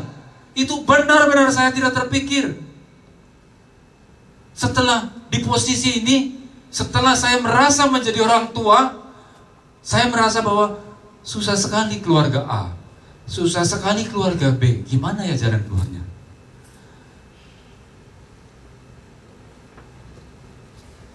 Itu gak gampang, saudara. Tapi saya percaya bahwa kalau Tuhan yang memilih, Tuhan pasti akan menopang. Dan demikian juga saudara, kalau saudara datang dengan sebuah misi, tantangan banyak. Tapi kalau saudara sungguh-sungguh, just go ahead, saudara. Masuk kiri, keluar kanan. Disindir sana, sindir sini. Masuk kiri, keluar kanan. Jangan berhenti di hati, saudara. Kita punya misi. Ingat ya, kita adalah orang-orang yang mempunyai misi di dalam gereja ini. Bukan cuma numpang lewat, bukan cuma nonton. Tapi kita ada misi. Tanggung jawab bukan hanya pada gembala. Dulu Ibu Esther katakan, mesti sama-sama, ya, dijinjing, sama-sama dijunjung.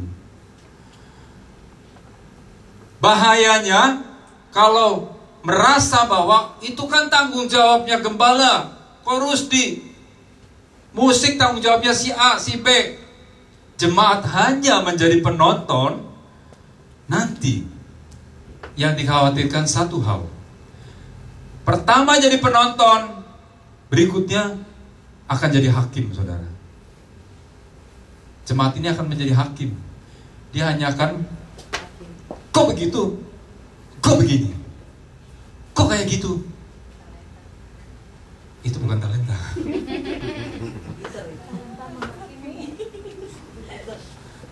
Tidak ada talenta menghakimi. Karena penghakiman adalah haknya Tuhan. Kita tidak ada hak untuk menghakimi. Bahaya kalau kita hanya diam berpangku tangan. Pertama jadi penonton, kemudian kita naik tingkat menjadi hakim. Itu sebabnya mari saudara, kita kembali ingat, kita ada di sini untuk sebuah misi yang saudara sudah ditanamkan oleh Tuhan. Dan kita akan lakukan misi itu. Ada juga jemaat yang berpikir, saya yang penting sudah nyumbang, sudah kasih duit, dan sudah ke gereja. Itu bukan sebuah misi. Persembahan memang Tuhan anjurkan kita mempersembahkan. Karena gereja ini kan perlu pengembangan. Saya bicara gereja secara umum, gereja internasional, itu perlu pengembangan, perlu uang. Saya pernah kepikir lagi, Tuhan yang untuk gereja sini juga, kalau saja nanti uangnya cukup Tuhan untuk DP, kepinggir juga pengen punya gedung sendiri, DP saja cukup buat DP. Nanti kan angsurannya bisa dari setiap kali kita ibadah. Saya kepikir dan saya mulai ke sana mikir. Kalau orang banyak gak cukup kan saudara? Perlu tempat.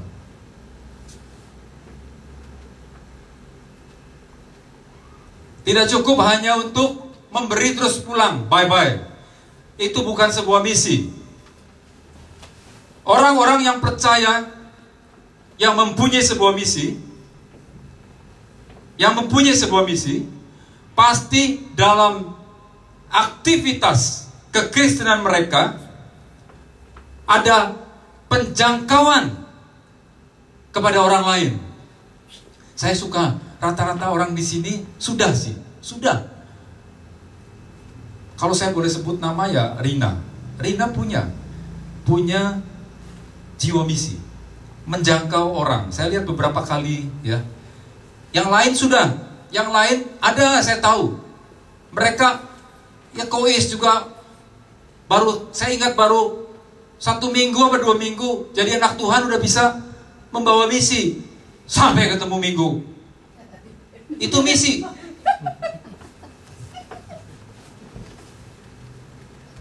Jadi sangat disayangkan kalau kita aktif tapi kita tidak ada satu kerinduan untuk menjangkau orang, untuk ngajak orang yuk ke Tuhan. Sayang saudara. Kalau saudara makan di satu restoran yang enak sekali dan murah sekali, everything oke, servisnya bagus sekali, apa yang saudara ketemu kalau ada orang mau pengen makan di luar itu? Cerita. Yuk, itu tuh murah, enak, servisnya bagus. Itu yang begitu saudara. Saudara harus punya greget. Yuk datang ke Tuhan. Ada orang yang mulai nangis-nangis rumah tangga. Saudara mulai keluar itu misi saudara. Ini orang harus ketemu dengan Tuhan. Ada orang yang mulai ngaco hidupnya, menjauh. Saudara mulai dekati. Yuk kita bawa. Kalau saudara belum memiliki itu, miliki saudara. Miliki sebuah misi untuk menjangkau orang. Ini salah satu ciri khas bahwa saudara dewasa. Kristen yang dewasa. Jadi saudara mulai action. Gak cuman, saya dapat apa nih? Saya dapat apa? Firman Tuhan juga milih. Yang ini enak, yang itu enak. Ini juga banyak terjadi di mana-mana. Pernah satu kali juga Ibu Truli mengkisahkan di gereja sono, nggak tahu gerejanya di mana, saya nggak sebut. Kalau pendeta yang favorit, yang datang banyak. Begitu yang kurang favorit, nggak pada ke gereja. Itu tandanya jemaat tidak dewasa, saudara. Siapapun hamba Tuhan yang berdiri di sini, asal yang dibicarakan adalah firman Tuhan. Dengar saudara, jangan pilih-pilih. Dengar.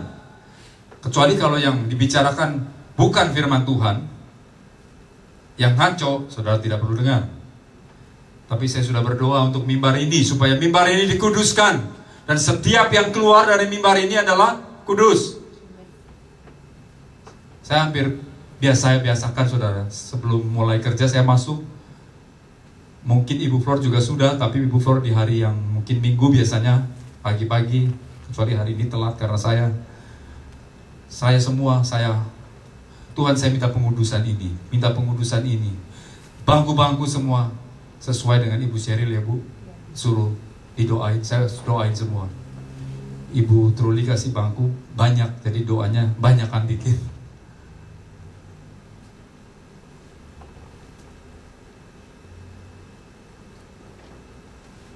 Misi. Itu yang pertama saudara. Yang kedua, bagian B.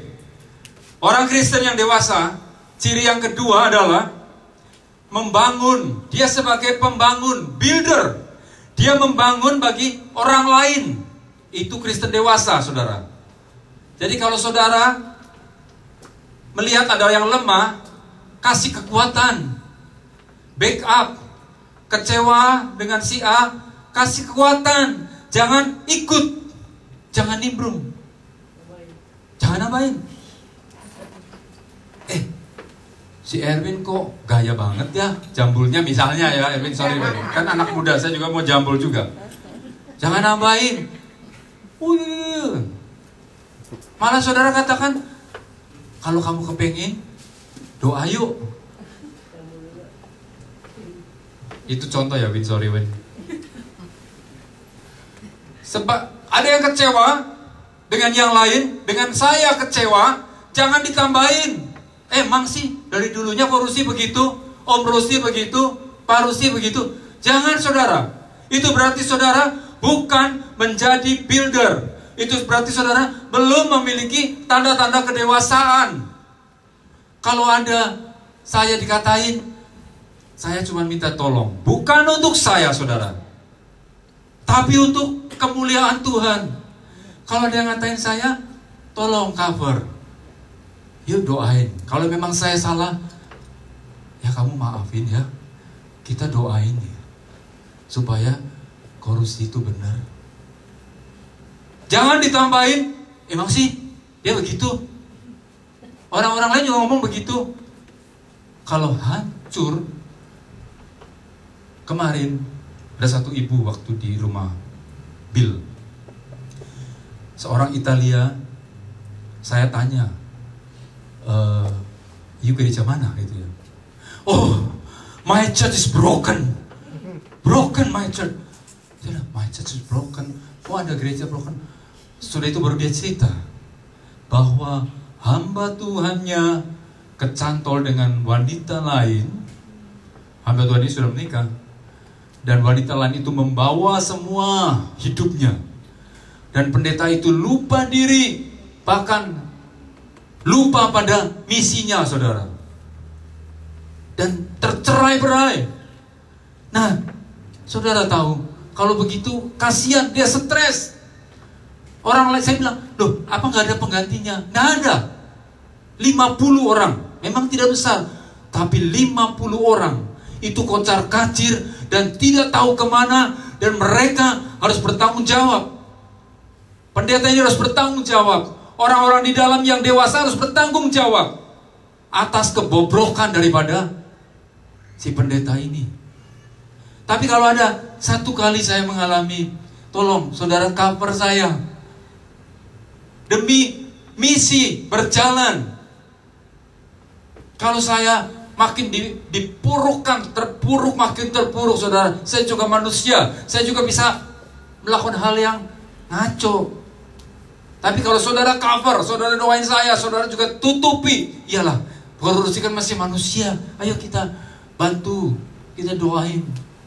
Tolong saudara, karena saya sebagai pimpinan pasti saya kena yang paling utama, paling berat saudara dalam pencobaan. Mulai sekarang saudara ya, kita saling mengcover. Kalau nanti ada jemaat yang diomongin orang, saya pasti cover saudara. Gak mungkin saya bilang, oh iya ya, emang si A itu, jemaat yang itu memang begini-begini. Enggak, saya tidak begitu. Saling cover lah saudara. Saling cover, saling membangun. Saling membangun ya. Membangun itu bukan meruntuhkan. Ya, seringkali kita lupa kata-kata yang membangun itu tidak membangun. Ya, jadi ada orang yang kadang-kadang merasa dirinya membangun orang lain, mengencourage, padahal dia sebetulnya lagi ngomongin gitu ya. Jadi tolong dari hati saudara sungguh-sungguh ya, bahwa kita memang ingin membangun kepada yang lain. Nanti yang keluar pasti bagus. Tapi kalau hatinya enggak, mungkin jangan ngomong dulu, nanti yang keluar enggak bagus saudara. Demikian juga kepada suami dan istri begitu ya. Saling membangun, jangan dijatuhkan. Istri baru mulai belajar makanan baru, ya dibangun. Jangan dikatain, ah nggak becus. Jangan saudara. Saling membangun. Satu pertanyaan sekarang, apakah saudara sudah melakukan hal itu? Saya mau menjawab, sebagian di kita ini sudah ya. Sebagian kita sudah membangun. Tapi saya berharap kita semua ya semakin lagi yang sudah membangun, semakin membangun orang lain ya. Yang belum, ayo kita membangun bagi orang lain. Yang terakhir saudara ya, Kristen yang dewasa adalah Kristen yang mempunyai dasar Alkitab yang kuat. Saudara, kalau tidak punya foundation yang kuat, berapa gedung yang saudara mau bangun percuma. Kita lihat di Jepang, mereka fondasinya sudah dibangun, sudah di plan dengan gempa bumi, ya. Mereka sudah tahu, tapi dengan tsunami mereka tidak bisa tahan. Fondasi yang kuat hanya firman Tuhan, saudara. Hari-hari ini akan banyak nabi-nabi palsu, akan banyak pengajaran yang menyesatkan saudara. Itu firman Tuhan katakan begitu. Itu sebabnya kalau saudara tidak mempunyai pengajaran yang strong, maka saudara akan mudah terombang-ambing. Saudara tahu nggak? Waktu 3 minggu yang lalu saya kedatangan orang saksi Yehova. Saya katakan, oh saya sudah Kristen. Saya bilang gitu. Saya sudah Kristen. Oh, that's okay. We can talk other things. Katanya kita bisa ngomong apa aja. Oh, enggak, saya juga enggak punya waktu. Saya ngomong cuma di pagar. Ini kebenaran saya lagi gardening. Ada pagar, kan saya ada pagar itu. Terus orangnya kesel sama saya. You know, the only things in this, the only problem in this house, it's the gate, katanya. Karena ada gate. Saya langsung mau ketawa. Ini gate ini atau gate saya pasang gate gitu ya. Oke, bye-bye. Terus dia pergi. Kalau saudara tidak punya pengajaran yang kuat, saudara akan masuk ke pengajaran yang sesat. Saya punya langganan servis mobil di sebelah, saudara. Pom bensin. Dia langganan saya langganan dia. Dia langganan cetak saya langganan servis. Orangnya boleh. Tapi di situ semua orang berbrewok, saudara. Dan semua pada pakai baju, topi yang kita tahu lah dari agama seberang. Satu kali saya lupa ngomong apa. Tahu-tahu orang yang berbrewok, bosnya itu ngomong begini. Saya juga dulu Katolik. Aduh, saya kaget. Saya tidak pernah terpikir bahwa orang itu punya latar belakang Kristen. Saya bengong karena saya tahu itu Muslim community yang pelangganannya semua Muslim, rata-rata ya saudara ya. Dia Jumat tutup, tapi Minggu buka. Saya memberanikan diri, saya tanya, kenapa kamu bisa masuk Islam? Apa karena perkawinan? No. Sebelum menikah saya sudah menjadi Islam. Orang tua saya masih Katolik, saya Islam. Karena saya tahu ajaran Islam itu the best. Saya, aduh, ini saudara. Karena kita tahu bahwa pengajaran Katolik begitu lemah. Karena saya dulu Katolik, begitu lemah, gampang sekali masuk ajaran yang menyesatkan. Saudara bisa bilang, gak mungkin kalau saya mengalami seperti itu. Tapi hati-hati. Alkitab mengatakan ada nabi-nabi palsu. Kalau sudah dibilang nabi itu canggih, saudara. Nabi palsu berarti dia menyerupai seorang nabi, tapi palsu. Kalau saudara tidak punya firman Tuhan yang kuat, saudara tidak punya filter, saudara akan terikut dengan perkataan nabi-nabi palsu itu. Jadilah Kristen yang dewasa. Maka saudara akan aman, saudara. Tidak terjebak dengan jebakan iblis, ya. Dan kuat dalam pengajaran. Dan kalau saudara dewasa, maka pada saat saudara membangun orang lain pun, yang keluar adalah firman. Sangat naif kalau anak Tuhan pada saat menasehati, yang keluar bukan firman. Lu lagi ribut ya sama bini lu. Lu datang aja ke ini, ke departemen ini itu. Bukan firman yang dinyatakan tapi malah menyesatkan, saudara.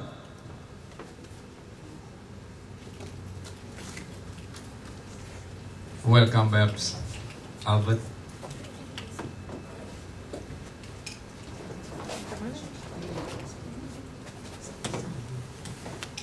Jaya, bisa tolong manggil anak main musik ya? Bel. Thank you.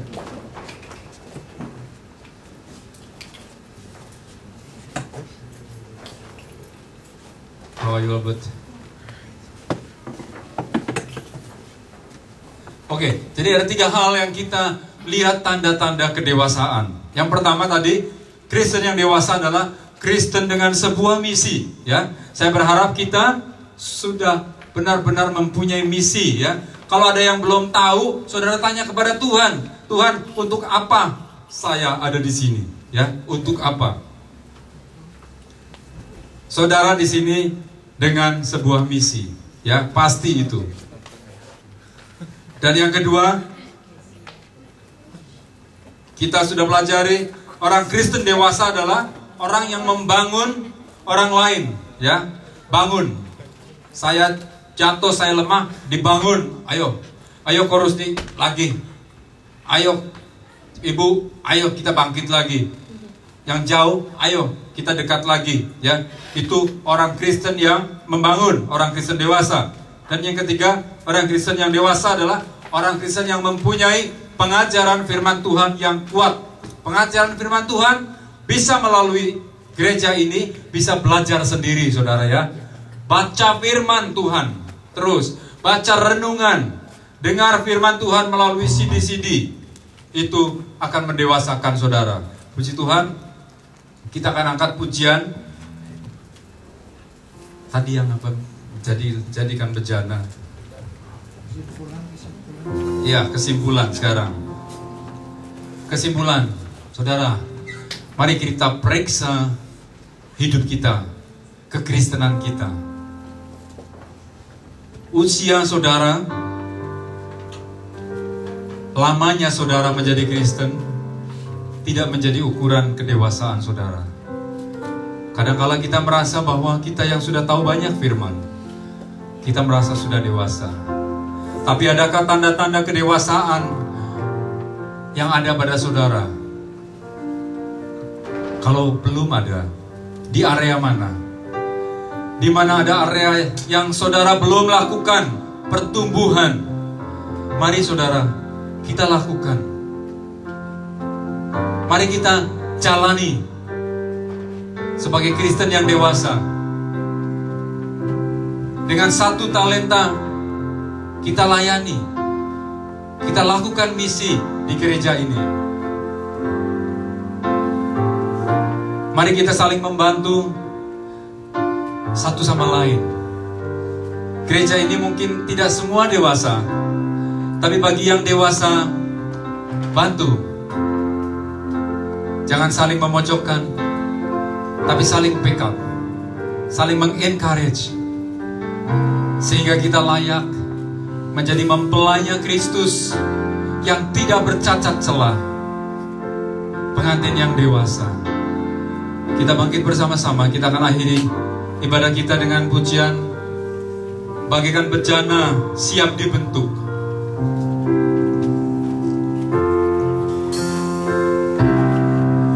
Bagaikan bejana siap dibentuk. Demikian hidupku di tanganmu. Di tanganmu dengan urapan kuasa Rohmu, ku dibarui selalu.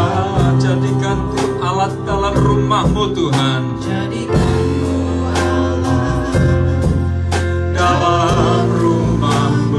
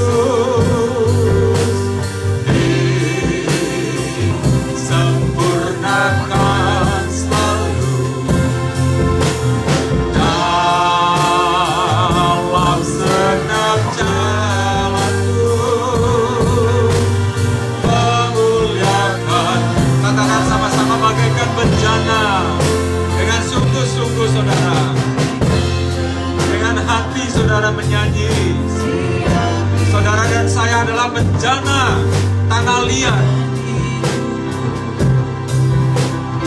yang sedang dibentuk oleh tangan seorang penjunan yang ajaib. Mari minta diperbaharui, dibaharui. Oh, jadikan ku Allah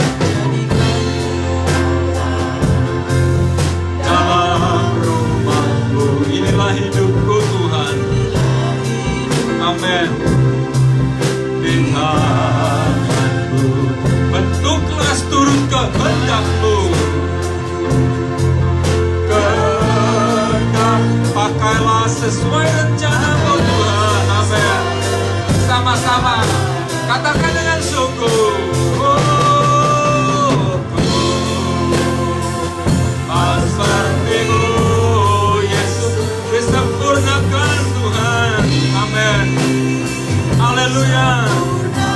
Dalam segenap jalanku, dalam segenap jalanku, memuliakan. Katakan, rinduanku mau seperti-Mu Yesus. Mau seperti-Mu Yesus.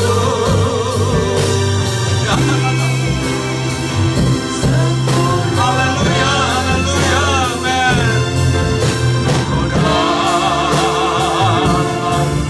Amen, haleluya Tuhan. Memuliakan. Biar musik mengalunkan pujian ini. Saudara, kita adalah bagaikan bejana tanah liat yang sedang dibentuk menjadi satu bejana yang indah, yang dewasa di hadapan Tuhan. Saudara, satu hal, hanya satu yang bisa ini terjadi. Kalau saudara merelakan hati saudara, melembutkan hati saudara, izinkan Tuhan membentuk tanah liat hidup kita. Ada kalanya bejana ini dihancurkan lagi oleh Tuhan karena bentuknya tidak sesuai dengan rencana Tuhan. Sakit, memang sakit. Kadang-kala kita bertanya, Tuhan, mengapa saya harus mengalami hal seperti ini? Sepertinya semua baik-baik. Saya sudah setia. Saya sudah mempersembahkan hidup saya. Saya sudah melakukan apa yang Tuhan mau. Tetapi kemudian Tuhan hancurkan bejana hidup kami. Ada masalah yang terjadi. Camkan saudara, kadang-kala Tuhan mau kita dihancurkan untuk satu bentuk yang lebih indah lagi. Berapa hari yang lalu saya mulai diberi kepekaan dalam satu transaksi bisnis. Ada satu orang fortune teller, satu orang peramal yang sudah menjadi langganan kami untuk mencetak brosur. Tapi Tuhan ingin saya dibentuk lebih peka lagi. Saya mulai melihat ada satu perjinahan rohani di dalam saya melakukan bisnis itu. Lalu saya mengambil tindakan untuk menolak. Tuhan, saya mau menjadi seperti Engkau Tuhan.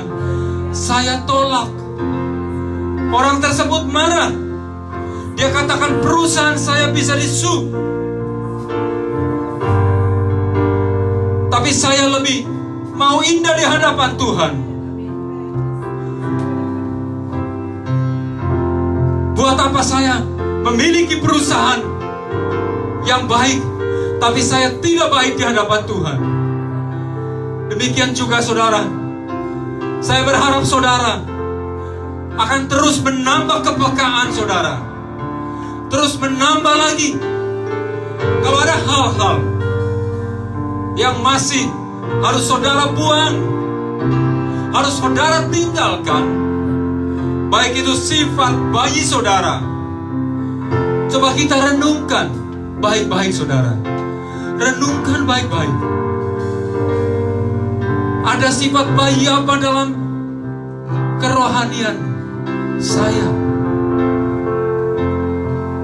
Apakah saudara masih self-centered? Kalau saudara mudah kecewa, kalau saudara mudah marah, itu saudara masih self-centered. Saudara masih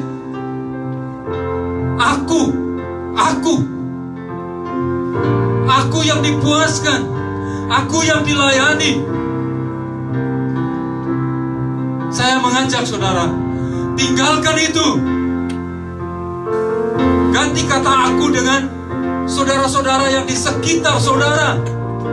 Baik itu suami, istri, siapapun yang Tuhan taruh dalam hidup saudara. Saatnya saudara mulai, apa yang saya harus lakukan bagi orang lain. Jangan dibalik saudara. Jangan apa yang istri saya bisa lakukan untuk saya, suami saya bisa lakukan untuk saya. Itu masih sifat bayi saudara. Mulai pikirkan yang terdekat. Apa yang saya buat untuk suami saya, supaya dia lebih dekat kepada Tuhan. Apa yang saya buat untuk istri saya, itu kekristenan yang dewasa. Kita membangun orang-orang di sekitar kita, melayani. Kita sudah bukan anak-anak lagi yang minta dilayani. Saudara akan kecewa kalau saudara hanya minta dilayani. Saudara bukan anak-anak. Tempatnya saudara melayani. Tandanya mudah. Kalau saudara sering kecewa, berarti saudara masih yang mau dilayani. Berarti saudara masih mempunyai sifat baik. Tapi biarlah jemaat di tempat ini, suami melayani istri, istri melayani suami, kita melayani orang-orang lain yang lemah, kita layani. Tinggalkan sifat bayi kita.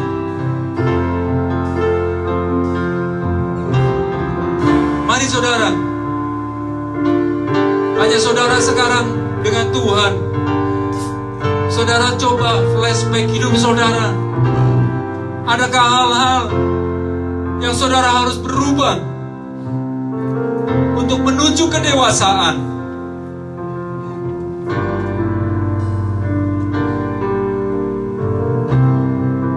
Demikian saudara, tentang misi. Terus saudara ingat bahwa saudara di tempat ini ditempatkan untuk sebuah misi. Bukan kebetulan saudara di tempat ini, bukan karena kenal si A atau si B di tempat ini. Itu hanya jalan yang Tuhan beri. Tapi saudara di tempat ini untuk sebuah misi. Dan saya percaya, kalau saudara datang di sini untuk sebuah misi, saudara tidak akan pernah kecewa dengan apa yang terjadi di tempat ini. Lakukan terus misi saudara. Lakukan terus sampai saudara bertemu dengan Tuhan. Selesailah misi saudara. Sebelum saudara bertemu dengan Tuhan, jangan saudara berhenti di tengah jalan untuk menggenapi misi saudara. Dan biarlah di tempat ini kita saling membackup, saling mendewasakan satu sama lain, saling mengcover satu sama lain. Yang jatuh diangkat, yang susah dihibur, yang putus asa diberikan pengharapan. Dan saya percaya gereja ini akan menjadi gereja yang dewasa, gereja yang akan membawa orang-orang yang masih dalam dunia kegelapan kepada terangnya Kristus.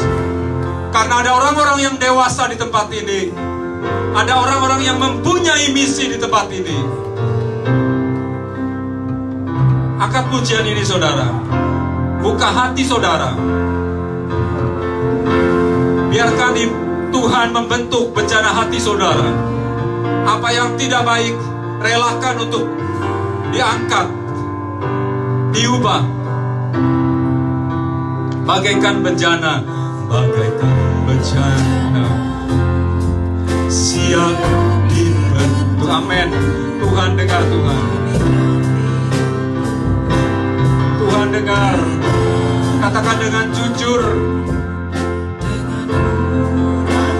Haleluya. Amin. Minta dibaharui, dibaharui. Haleluya.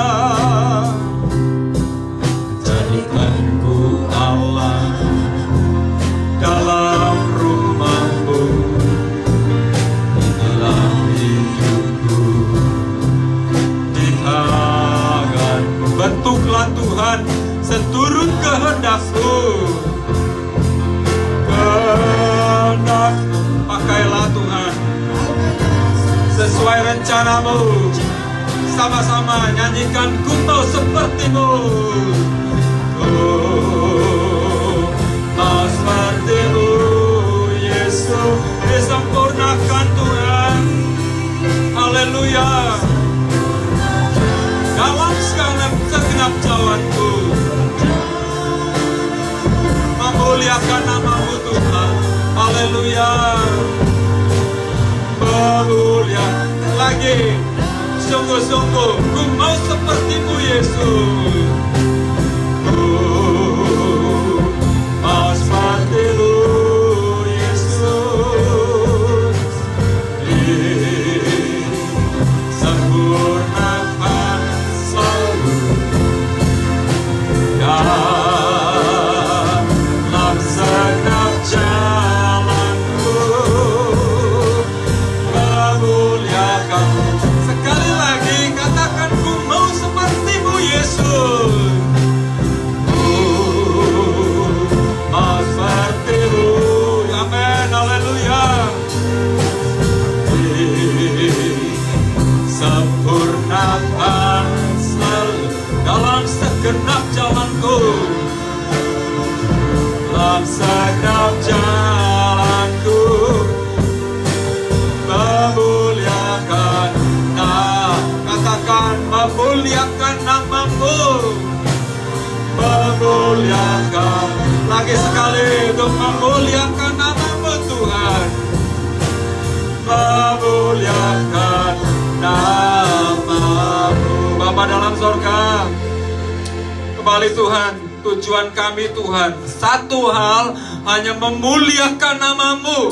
Itu satu-satunya yang dapat kami buat untuk membalas kasih Tuhan yang begitu besar dalam hidup kami Tuhan.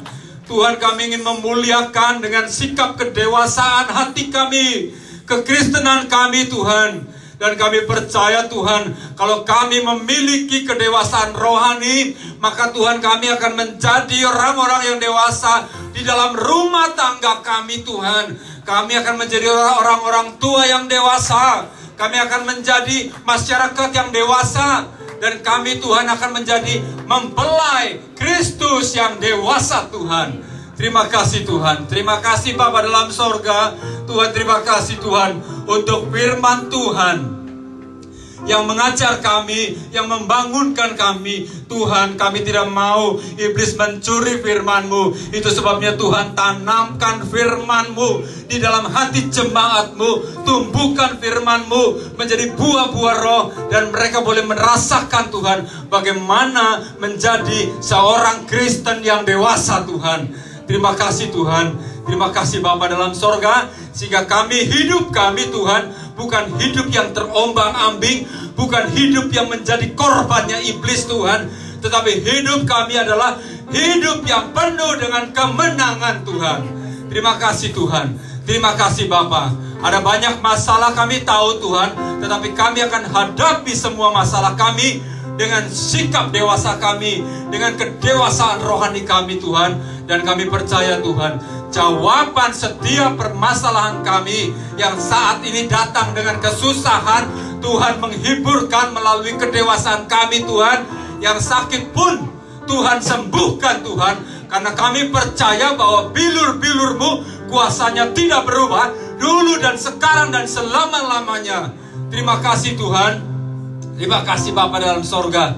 Terima kasih untuk firman-Mu. Saat siang hari ini Tuhan, kami akan mengakhiri ibadah kami pada hari ini Tuhan. Dan kami mengucap syukur atas firman Tuhan. Terima kasih Tuhan. Mari jemaat yang dikasihi Tuhan, angkat kedua belah tanganmu menghadap Bapa di sorga, menyatakan bahwa kami tidak mampu. Kami menyerah kepada Tuhan. Tuhan, kami menyerah Tuhan. Saudara, dengar baik-baik. Jika kau mendengar suara Tuhan Allahmu yang diberitakan dengan setia, engkau lakukan yang disampaikan pada hari ini, maka segala berkat ini akan datang kepadamu. Tuhan akan memerintahkan berkat yang berlimpah-limpah ke atasmu, ke dalam lumbung-lumbungmu. Diberkatilah segala usahamu. Tuhan akan menjaga seisi rumah tanggamu, dan tidak ada satupun anak cucumu yang meminta-minta. Tuhan akan mengangkat engkau menjadi kepala dan bukan menjadi ekor. Hidupmu akan terus tetap naik dan tidak pernah menjadi turun. Semua berkat itu kita terima dalam satu nama, yaitu nama Tuhan Yesus. Kami memujikan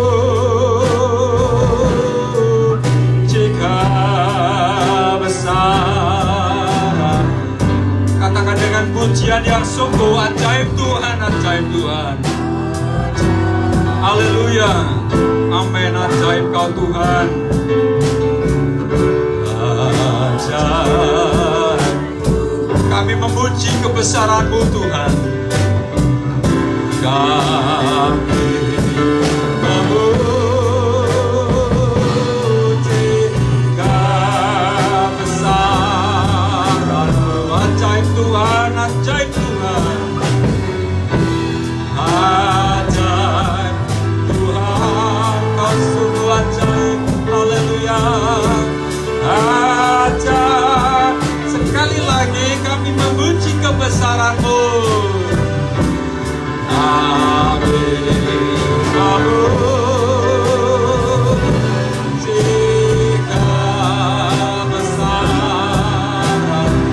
Engkau ajaib, Allah yang layak disembah Tuhan.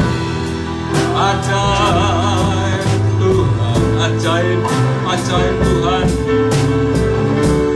Ajaib Tuhan. Kami memuji kebesaran-Mu. Amin. Memuji kebesaran-Mu. Ajaib Tuhan, ajaib Tuhan. Ajaib Tuhan, Kau sungguh ajaib Tuhan. Haleluya. Ajaib Tuhan, ajaib Tuhan, ajaib Tuhan. Ajaib Tuhan, ajaib Tuhan.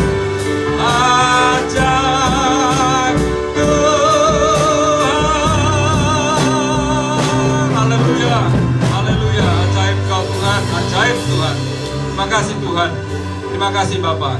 Jemaat yang dikasihi Tuhan, kiranya kasih karunia Tuhan Yesus Kristus dan kasih Allah dan persekutuan Roh Kudus menyertai saudara-saudara sekalian mulai sekarang dan sampai Tuhan Yesus datang kedua kali. Dalam nama Yesus, haleluya. Katakan amin, amin, haleluya, puji Tuhan. Selamat hari Minggu, Tuhan memberkati saudara. Jangan lupa hari Jumat kita ibadah di tempat ini jam 4 sore memperingati kematian daripada Tuhan Yesus Kristus. Jangan lelah. Hari Jumat Pak Gusti. Jumat sore jam 4. Mau pergi Pak.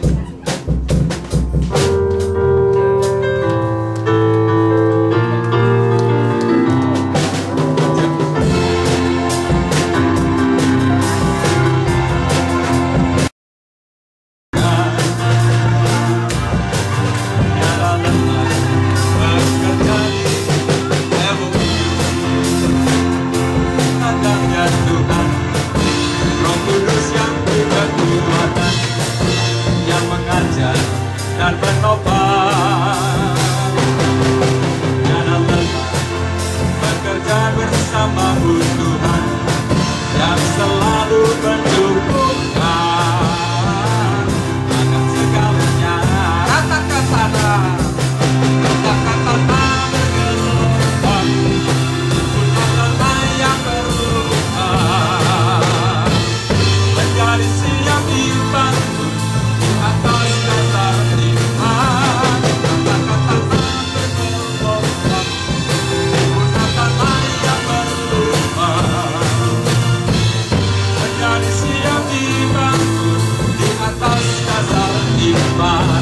jangan lelah, jangan lelah bekerja di ladangnya Tuhan.